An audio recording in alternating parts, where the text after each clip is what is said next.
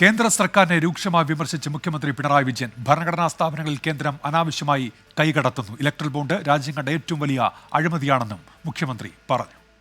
നമ്മുടെ രാജ്യത്തിന്റെ ഭാവി എന്താകുമെന്ന് ഉത്കണ്ഠപ്പെടുന്ന കോടാനുകോടി ജനങ്ങളാണ് ഇന്ത്യയിലുള്ളത്.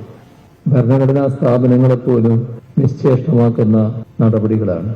എല്ലാറ്റിലും അനാവശ്യമായ കൈകടത്തലും സ്വതന്ത്രമായ പ്രവർത്തനം നിഷേധിക്കലുമെല്ലാം നമ്മുടെ രാജ്യത്ത് നടന്നുകൊണ്ടിരിക്കുന്നു.